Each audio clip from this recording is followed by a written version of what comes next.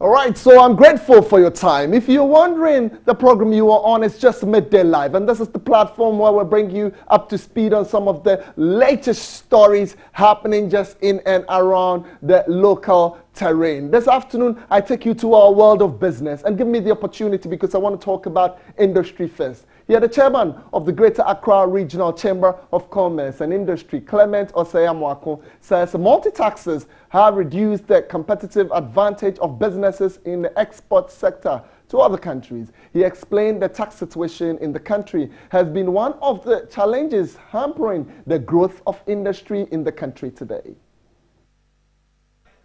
Clement Osei-Amoako was speaking during the annual Accra Chamber of Commerce Awards night.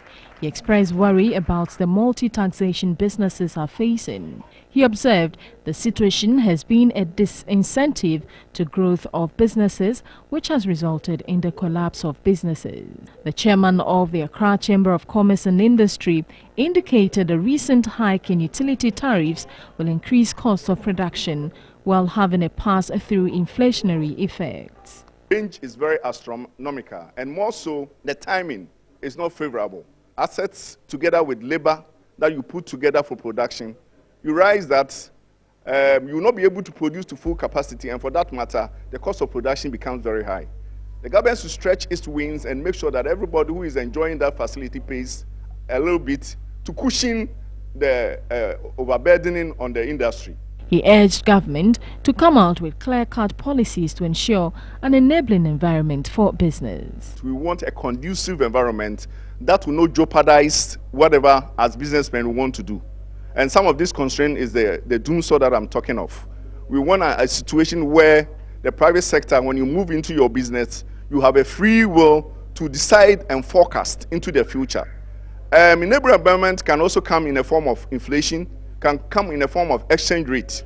The second National Vice Chair of GCCI, Nana Dr. Apieje Dankwa-Woso, the first, called for downward adjustment of commercial interest rates, which are in excess of 30%. On loans that we contract, so therefore it does not help us do our business and do it well. The dollarization, you pick so much money to buy little dollar. We have to all collaborate and support the idea of improving our exports. According to him, there was the need to do more investment in agriculture and its linkage to industry. Interesting times for industry, but we'll move off and talk about energy. Now, in a while, I'll come back and tell you what is actually happening with commodities, what crude oil prices go down or dip. But let's get what is happening with the local energy situation, as the Ghana Gas Company says, though the Volta River Authority owes them $100 million, it will not affect the supply of gas to the authority. Currently,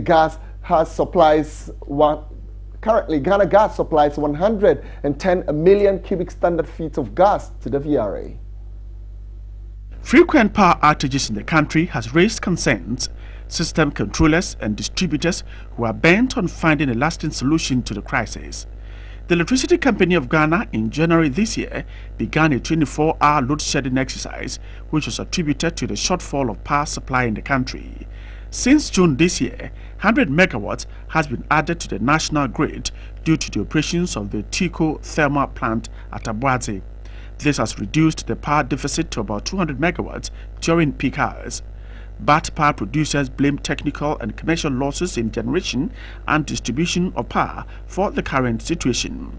According to Ghana Gas Company, it is currently supplying the Volta River Authority with over 110 million cubic standard feet of gas. VRA owes us a lot of money, which over $100 million, which the government is working out to have it paid for us. And I believe by sometime this month, in the next few weeks, we should be getting some payment, and hopefully by January we should get almost all the payment paid to us. The debt that is owed to us by VRA will not stop our operations at all. So we will continue to supply gas to VRA to generate power for this country. Dr. Sipa Yankee noted Ghana Gas Company is now helping VRA to supply more power.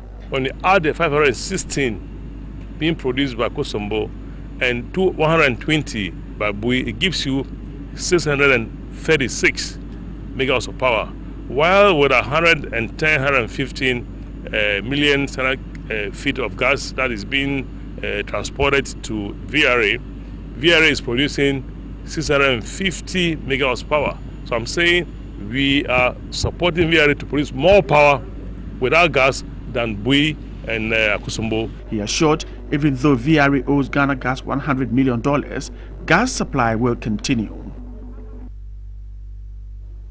All right, so that's about it for the local stories. But if we would get you some updates later in the afternoon, we'll come and talk about the stock market and give you a feel about what is happening with Forex on the local market. That's about it for business.